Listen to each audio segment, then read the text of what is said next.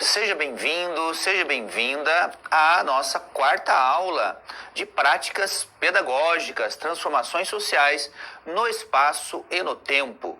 Você já sabe, meu nome é Fábio Luiz da Silva, doutor em História, leciono há muito tempo na educação básica, no ensino superior, na pós-graduação, no mestrado, no doutorado.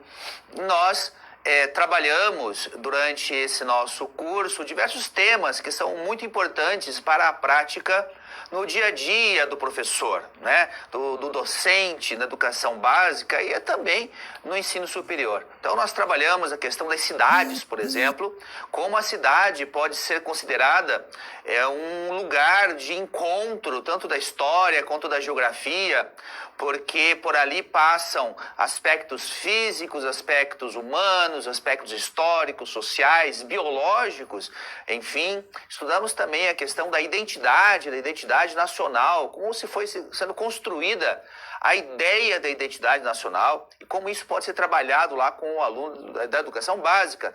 Trabalhamos também a questão dos mapas, né? Como o mapa é uma representação daquilo que nós acreditamos ser o mundo e como é que a mudança, o desenvolvimento desses mapas refletem as mudanças também na história e no ambiente que nós conhecemos. Então são todos temas que servem bem para aquilo que nós nos propomos nessa disciplina, que é a prática pedagógica. Ou seja, situações ou metodologias ou sugestões para que você, quando estiver lá diante do seu aluno concreto, possa, a partir dessas nossas ideias, fazer outras modificações, novas transformações, para que a aula possa realmente ser bastante proveitosa e seus alunos, no final, tenham realmente aprendido o conteúdo que é importante a escola transmitir para os seus alunos, não é? Porque nós temos que ter bem claro na nossa cabeça que a função essencial da escola é a transmissão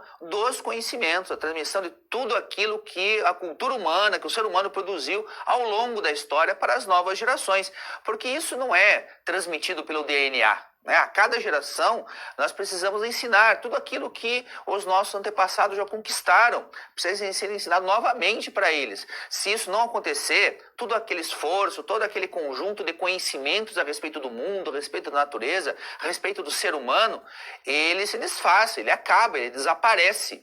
Não é? Então é importante que a escola tenha bastante clareza da sua responsabilidade de manter a cultura e desenvolver a cultura dos nossos alunos da educação básica e que depois chegarão lá no ensino superior, tal como nós. Tá certo? Muito bem. Então vamos lá, nosso primeiro slide. Tá? Vamos ver aqui a unidade 4, olha só, né? Competências da unidade de ensino. Refletir sobre a constituição dos saberes que compõem uma disciplina escolar. Não é? Porque existe uma diferença entre a ciência... Vamos voltar. Aqui. Existe uma diferença entre o conhecimento acadêmico, o conhecimento científico e o conhecimento escolar, aquele conhecimento que nós vamos transmitir para o nosso aluno. É claro, por exemplo, em geografia existem milhões de coisas, de assuntos e conteúdos, e nós selecionamos alguns desses conteúdos para trabalhar com o nosso aluno. Não é? A mesma coisa em história, a mesma coisa em biologia, em matemática. Não é? Cada ciência é muito maior do que aquilo que nós transmitimos para o nosso aluno, porque para o nosso aluno nós vamos transmitir os rudimentos daquele conhecimento, né? Para que eles saibam o fundamento daquelas ciências, tá bom? Então nós esperamos aqui que você, nosso aluno ou nossa aluna, espera-se que o aluno reflita que a constituição dos saberes que compõem uma disciplina escolar são frutos de múltiplas determinação e estão longe de ser unânimes. Tá? Então, aquilo que compõe, aquilo que nós ensinamos na escola, esse conteúdo ou aquele conteúdo é determinado por muitas coisas, não é? Determinado pelas políticas do governo que está no poder naquele instante, por pressão da sociedade, grupos de pressão da sociedade, pelo próprio professor, pelas múltiplas correntes teóricas de cada disciplina, enfim, uma série de coisas que determinam aí o que vai ser ensinado, o que não vai ser ensinado em sala de aula. Então, as palavras-chave não é? Ensino, saberes docentes e conteúdo. E o título, então, da nossa aula é Como Fundamentar o Trabalho Pedagógico das Ciências Humanas perante a Comunidade Escolar. Não é? Então, nós vamos trabalhar aqui com o conceito de ciência, né? A ciência da história, a geografia, são ciências. É muito comum as pessoas, quando ouvem a palavra ciência, pensarem em física, em matemática, em engenharia, medicina, né, biologia, astronomia. Né? As pessoas têm uma visão, muitas vezes, fantasiosa do que seja a ciência, tem uma visão bastante equivocada do que seja a ciência. E essa visão ela é reforçada pela imprensa, reforçada pelos desenhos animados, pelo cinema, pela televisão, né? E até mesmo pelos professores de sala de aula. Uma visão equivocada do que seja o cientista ou a ciência, não é? Então, quando nós falamos em ciência, por exemplo, é muito comum ver à mente das pessoas um laboratório.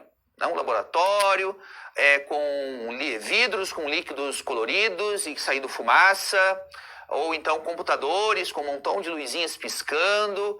Né? No cinema, por exemplo, descobertas científicas são feitas assim, do nada. Né? A pessoa pensa numa coisa e aquilo já acontece. Filmes de ficção científica, a mesma coisa. Se existe um filme de ficção científica, as pessoas inventam soluções científicas do nada. Né? De repente, em poucas horas, você soluciona problemas científicos que são milenares, não é? Nas propagandas, por exemplo, quando aparece, preste atenção, propaganda de shampoo, propaganda de condicionador de cabelo, propaganda de sabão em pó, muitas vezes aparece um cientista, não é? Alguém vestido de jaleco branco, não é? Se é uma mulher, sempre de óculos e cabelo preso, porque cientista não pode usar, acho que cabelo solto, né? Cientista sem óculos também parece que não existe, né? Então aquele laboratório limpinho, brilhando, né? Com pessoas totalmente limpas, impecáveis, né? Que é a ciência muitas vezes vista. Então é fantasia, laboratório não é assim, não é? Ou então a visão do cientista maluco. Né? O cientista louco, aquele que vai fazer coisas perigosas, que fazem coisas que rompem com as leis da natureza. Não é? Então, aquele que quer dominar o mundo. Então, ele tem lá geralmente um capanga, né? Que o ajuda. Então, esse tipo de visão, muito transmitido pela mídia, né? Torna a ciência uma coisa muito distante do cotidiano das pessoas. Como se fosse uma coisa feita para pessoas ou gênios, né? A ciência só é feita por gênios, pessoas que têm QI muito alto, privilegiadas da natureza, que receberam um dom divino de ter aquela inteligência suprema. Não é? Ou então de pessoas alienadas da vida, não é? Pessoas que só se interessam pela ciência, que o resto não importa nada para elas. Então elas não se importam com a vida pessoal, elas não se importam com o que vestem, estão alienadas dos problemas do cotidiano. E não há nada mais falso do que essas visões a respeito, então, do que seja a ciência. É muito importante que nós, professores, tenhamos bem claro que é ciência para que nós possamos transmitir essa ideia de que a ciência é uma coisa muito mais simples, muito mais prática, muito mais importante e muito mais visível do que essa que a gente percebe aí pela mídia, pela cultura de massa, tenta transmitir para nós, tá? E para isso, como bom historiador, nós vamos voltar lá no comecinho da história, né?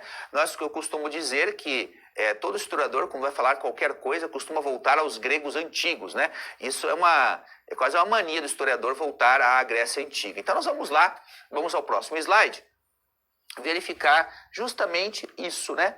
Então vamos lá contextualizar a nossa aula. Uma das grandes preocupações dos professores é realizar ligação entre o conteúdo que deve ensinar e o contexto da vida dos alunos. Nós já lemos esse texto aqui nas outras aulas, né? Talvez a tentativa de provar que o conteúdo tem alguma utilidade prática. Realmente é interessante esse movimento. No entanto, devemos ter em mente os limites e as possibilidades, tá? Então, essa é a questão da ciência aqui, né? Conhecimento científico fundamentando o saber escolar. Então, olha só, primeira palavra ali, senso comum. Vamos começar aqui com os tipos de conhecimento. né? Porque os conhecimentos não são do mesmo tipo, eles não são das mesmas categorias, tá? E veja bem, não é uma hierarquia, não existe uma hierarquia entre esses conhecimentos, tá? Eles são diferentes e têm utilidades e funções diferentes na sociedade. Precisamos compreender isso. Vamos começar com o senso comum, porque o senso comum é aquele conhecimento, como o próprio nome diz, comum, todo mundo tem. É um conhecimento que normalmente nós aprendemos sem perceber que nós aprendemos, tá? Nesse conjunto de senso comum existe uma infinidade de coisas que nós sabemos. Nós nem sabemos que sabemos. Por exemplo, amarrar o sapato, né? Professor Fábio aqui, sabe amarrar o sapato. Eu não me lembro quando é que eu aprendi isso. Foi quando eu era muito pequeno. Não lembro. Meu pai, minha mãe, meu irmão, sei lá, alguém ensinou como amarrar o meu sapato. E vocês a mesma coisa, não é? Faz parte do senso comum. A gente amarra o sapato e pronto, né? Como abrir uma porta, não é? Como fazer um bolo. Me lembro que na minha família sempre se dizia, e se diz até hoje, por exemplo, que quando a gente faz um bolo, a gente tem que tomar cuidado ao abrir o forno, para o bolo não abaixar, né? Para o bolo não murchar, não ficar solado, né? Então, tomar cuidado na hora que abrir. Você abriu o forno antes do tempo, menino, aí o bolo estragou o bolo, né? Então, isso é um conhecimento do senso comum, tá certo? Esse é um conhecimento muito importante, tá? Muito importante por quê? Porque nós não vamos, a cada instante, fazer uma pesquisa científica, né? Eu não posso tentar descobrir, por exemplo, se o bolo, quanto tempo leva para que o bolo murche. Então eu tenho que abrir a porta, tantos graus de abertura da porta, ele vai murchar, tantos graus ele não vai murchar, a temperatura, que tipo de produto, se é um bolo de chocolate, se é um bolo de amendoim, um bolo de cenoura, sei lá. Não é? Eu não tenho tempo de ficar fazendo isso quando eu vou fazer meu bolo. Eu vou fazer meu bolo para tomar o café da tarde. Eu não posso fazer pesquisa científica a cada instante da minha vida. Na maior parte do dia a dia, nós usamos o senso comum, o conhecimento do cotidiano nosso, né? Até mesmo os cientistas. Grande parte do dia do cientista, quando ele não está lá fazendo a ciência dele, ele está utilizando do conhecimento do senso comum. E mesmo durante a experiência, durante a pesquisa, durante a leitura, durante o estudo, ele estará, sim, utilizando muitas coisas do senso comum, tá? Tudo aquilo que faz parte desse conhecimento, desse grupo de conhecimentos que nós chamamos senso comum, são ensinados, então, em casa, na rua, no trabalho, na escola também, não é? Na televisão, pela televisão, hoje também pela internet. Enfim, nós aprendemos uma série de coisas que fazem parte do senso comum. E é muito importante o senso comum, tá? Porque é que ele nos permite viver o dia a dia. O dia a dia, como eu falei, não podemos, a cada passo que nós damos, a cada coisa que fazemos, fazer uma pesquisa científica ou buscar a causa científica de cada elemento que existe ali no nosso dia a dia. Porém, o senso comum também tem o seu lado perigoso. O seu lado perigoso é quando nós transformamos, às vezes, o senso comum em dogmas, né, que não podem ser mudados, acreditamos que aquilo é verdade porque sempre fizemos assim, porque uma característica do senso comum é a sua tradição, né? Então, as pessoas sempre fazem assim, nunca se questionam por que fazem assim e continuam fazendo, e muitas vezes isso é errado, muitas vezes isso leva a prejuízo para a pessoa, para as outras pessoas e assim por diante, tá? Então, toda a gama de superstições, por exemplo, estão nesse grupo chamado de senso comum. Um bom exemplo que eu sempre dou nas minhas aulas, quando eu trato desse assunto, é o caso da minha avó, né? A minha avó tinha muitas das superstições. Então, por exemplo, quando chovia, não é? E tinha relâmpagos e trovões, ela corria tampar, né, os espelhos de casa com uma coberta, com uma toalha de banho, tampava todos os espelhos que tinha de casa.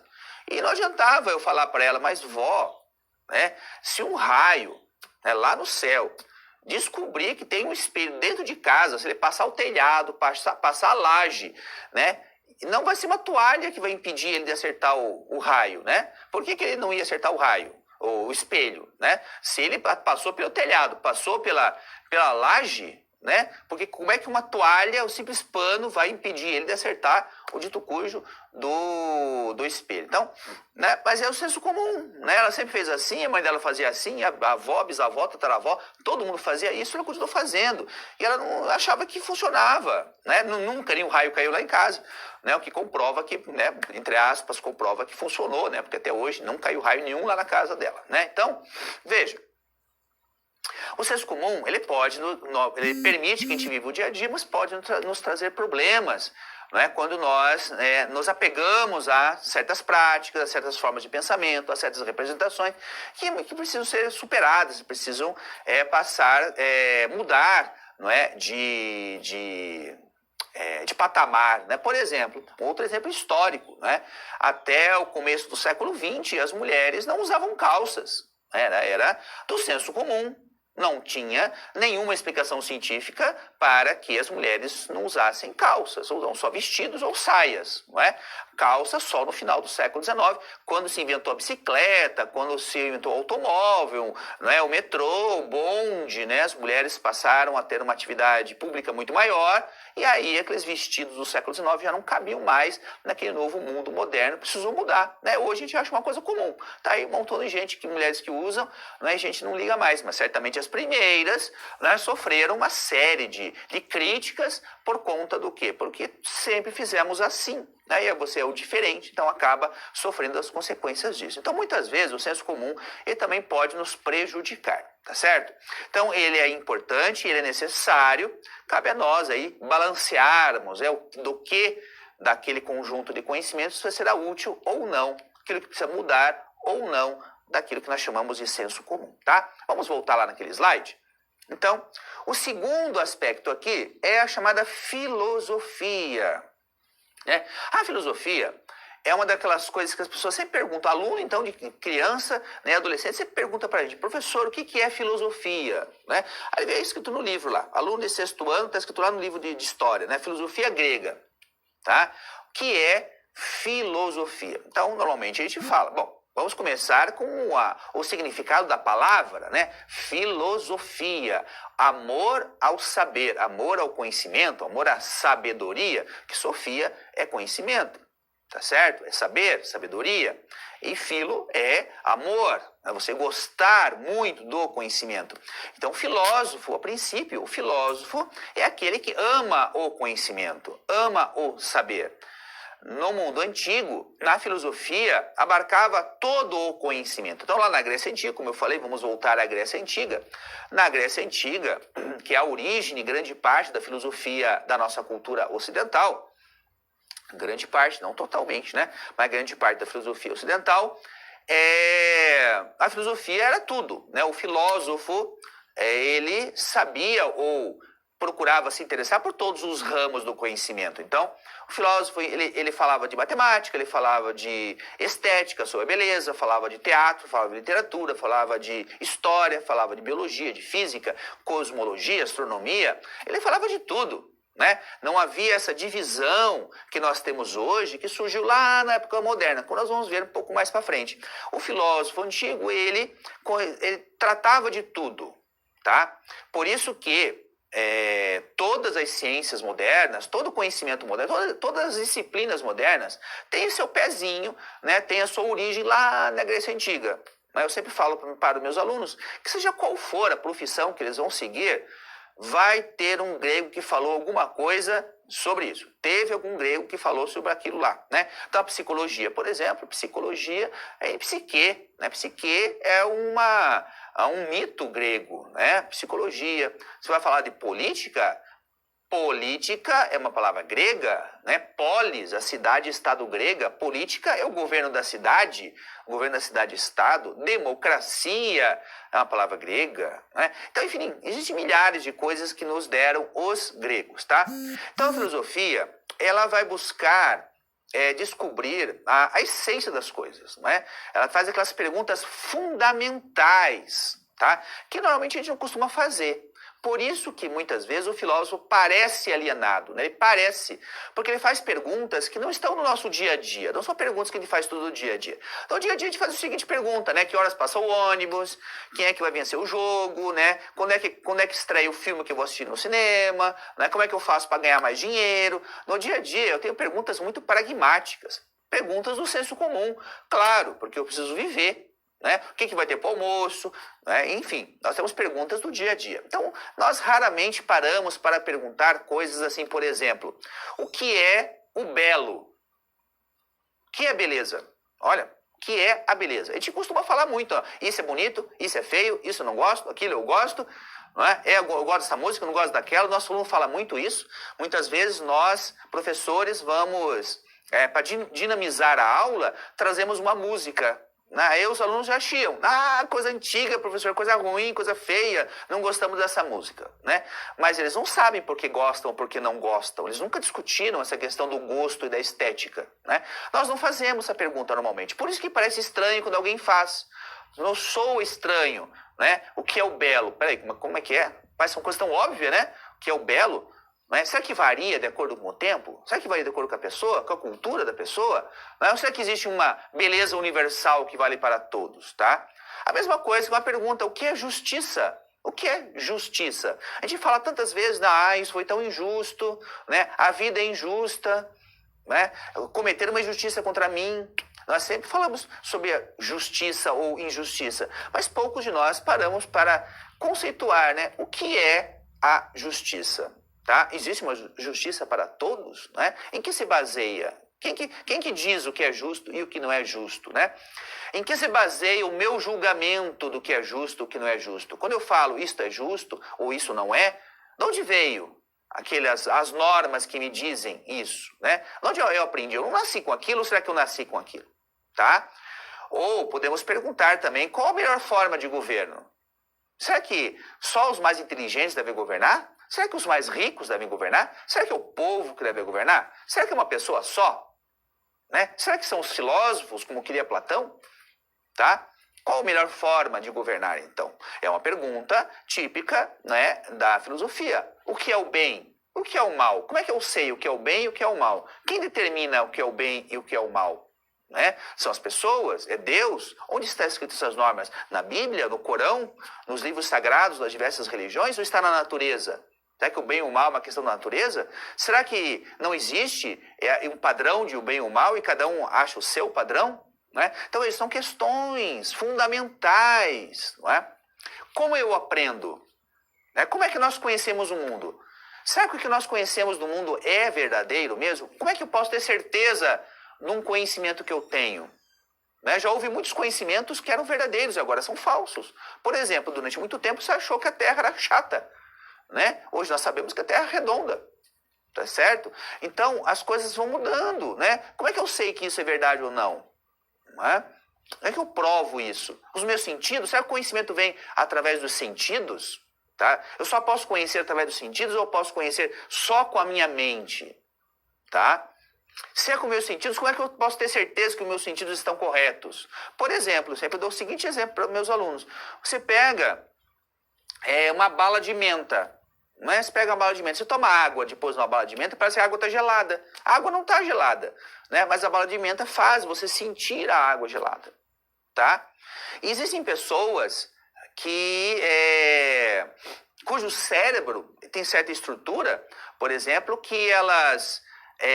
tudo que experimentam tem um certo gosto. Eu conheci uma pessoa, por exemplo, que tudo que ela experimentava tinha gosto de iogurte. Tudo. Ela comia um pedaço de pizza, ela sentia iogurte. Ela comia lá um churrasco, uma picanha, tinha gosto de iogurte. A água tinha gosto. Tudo que ela tomava, comia, tinha gosto de iogurte. Não é? Veja. Mas nada, a não ser o iogurte, o resto não tem gosto de iogurte. Para nós, para ela tem. Ou seja, qual é o sabor verdadeiro? Como é que eu vou saber agora que o sabor da picanha é realmente sabor de picanha? Pode ser que o meu cérebro esteja dizendo que aquele sabor é aquele. Não é? Para ela, o cérebro dizia que era iogurte. E aí?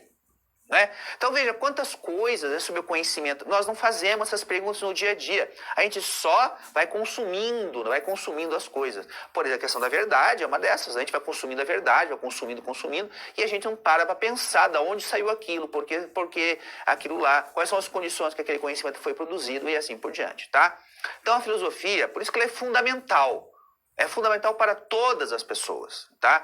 Porque ela vai permitir que você questione aqueles conhecimentos que nós temos. E é claro, nenhum de nós gosta de estar enganado, né? Eu não gostaria de ser enganado por ninguém. Ninguém gosta de ser enganado. Todo mundo quer respeito e é verdade. Todo mundo gosta da verdade. Ninguém vai falar, eu prefiro a mentira do que a verdade. Não, a verdade sempre é mais importante, mais legal. É melhor, não gosto de ser enganado. Mas a filosofia é que vai possibilitar, então, que eu pense e raciocine a respeito dessas coisas fundamentais da existência humana, né, da natureza do mundo, da natureza do homem, da natureza, né, e assim por diante, tá? Então, a filosofia é uma forma de conhecimento muito importante. E ela não vai se basear nos princípios científicos que nós vamos ver daqui a pouquinho, tá bom? Vamos lá naquele mesmo slide, por gentileza? Vamos ver agora a religião, né? A religião é uma outra forma de conhecimento, tá? Que também se preocupa com a verdade, né? Também se preocupa com a verdade. Veja, o senso comum se preocupa com a verdade, né? Claro, eu quero saber se o bolo assa ou não assa lá no meu forno, né? É verdade ou não é verdade, tá? A filosofia se preocupa, ela se preocupa mais ainda, né? Com a busca da verdade. É isso que a filosofia quer, a busca da verdade, né? E a religião também. A diferença é a forma como se acredita a verdade e chega até nós. Enquanto para a filosofia ou para a ciência, a verdade vai chegar pela reflexão ou pela experiência, pela observação, pela experimentação, na religião a verdade chega pela revelação.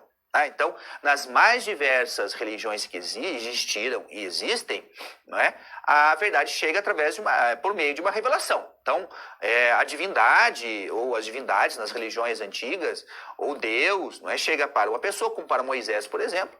Não é? Moisés subiu lá no Monte Sinai e Deus deu para ele os mandamentos, deu a lei para ele. Né? Moisés não fez pesquisa de opinião. Não chegou lá nos Hebreus e perguntou quais são os mandamentos mais importantes e aí fez uma lista de 10, né?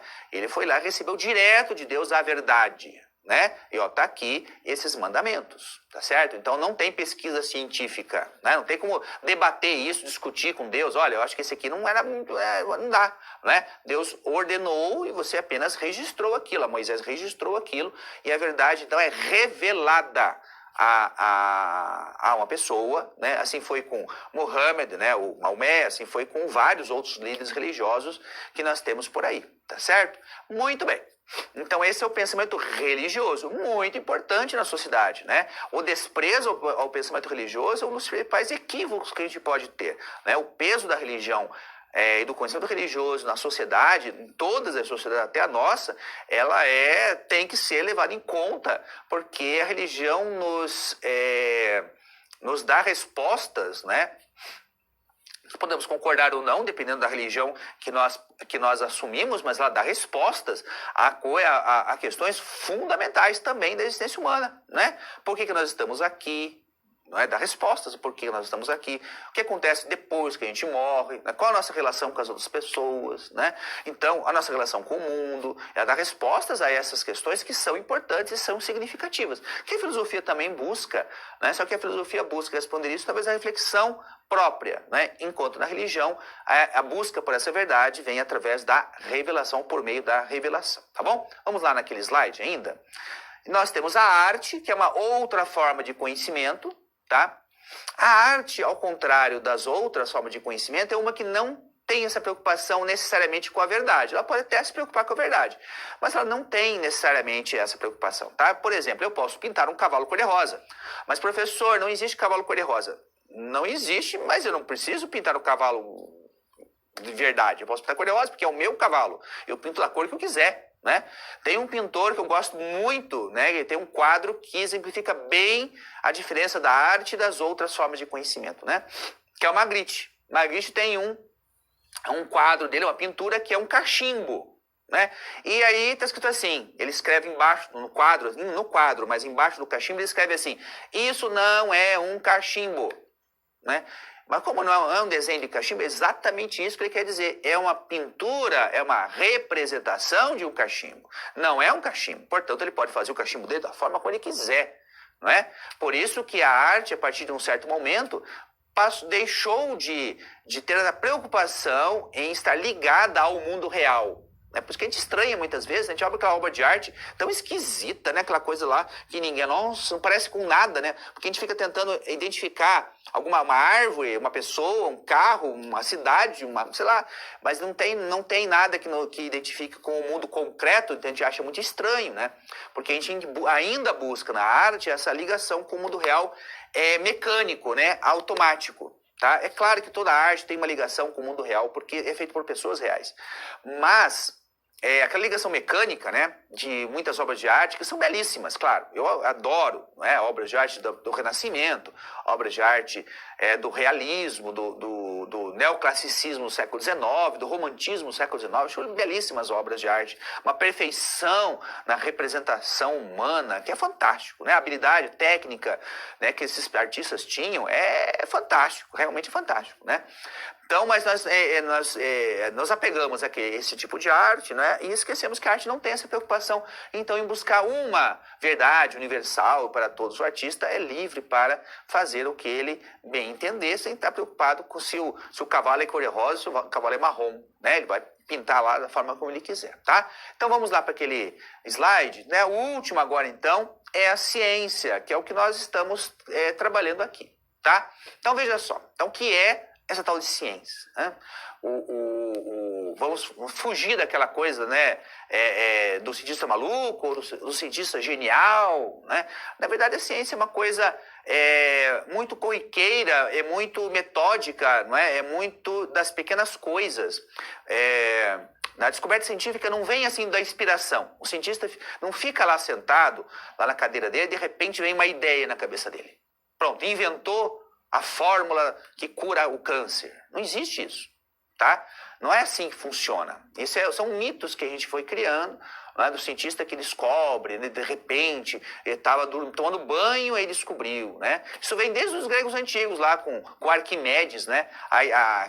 A lenda de que ele descobriu como solucionar o problema lá do rei, né? Você não conhece a história do Arquimedes?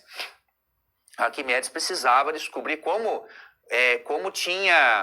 ouro tinha no ouro que pagavam de impostos lá pro rei, não é? E aí ele foi tomar banho na banheira dele lá, né? E quando ele se colocou dentro da banheira, a água transbordou da banheira e ele teve a ideia, surgiu a solução para ele. Ele saiu correndo lá pela cidade, pelado, falando eureka, né? Eu descobri. Então essa ideia de que o conhecimento vem de repente, que é uma iluminação súbita da mente do cientista, é a primeira que nós temos que colocar de lado, tá? Então a ciência, primeiro, ela se baseia na experimentação, tá? Tem de fazer experiência. Grande parte da ciência é experimentação. Tá? Nós temos que experimentar as coisas. Se nós não experimentarmos as coisas, a gente não vai saber o que é e o que não é. Então ela se baseia na experiência, tá? Então, por exemplo, eu sempre falo para os meus alunos assim, pergunto para eles, quando eu vou explicar sobre o Mar Morto, né? O Mar Morto é uma lagoa, né? Um lago, que eles chamam de Mar Morto, lá em Israel, lá na Palestina, e a gente não afunda lá, né? A gente vai lá e a gente boia, fica boiando, porque o Mar Morto tem muito sal. Nem muito sal, a densidade da água do Mar Morto é muito maior, é 10 vezes maior que a água do mar comum, né? Tem 31,5% a mais de sal no Mar Morto do que, né? Aliás, 31,5% de sal no Mar Morto. Se você pegar lá sei lá, 1 quilo, né? Se você pegar 1 quilo de água do Mar Morto, então você vai ter 315 gramas de sal. É bastante sal, né? Aí eu pergunto para meus alunos, escuta, mas por que tem coisas que afundam e coisas que flutuam? Eu pergunto para eles isso, né? Eles geralmente respondem, porque é mais pesado, professor, né? Normalmente eles respondem isso. Só teve uma vez que um aluninho de 10 anos respondeu, professor, é por conta da densidade. Nossa, até quase caí para trás. É a primeira vez em 20 anos que um aluninho de 10 anos respondeu que era por conta da densidade, né?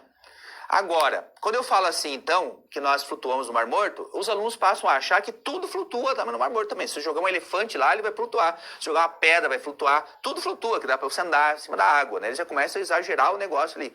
Então eu explico para eles, olha, só tem um jeito de você saber se uma coisa flutuar ou não em algum líquido, porque aí depende do líquido também, né? Então você tem que fazer experiência. Faz a experiência do ovo, que é a mais comum de todas, né? Põe o ovo lá, o ovo afunda. Aí vai colocando sal na água até que o ovo flutua.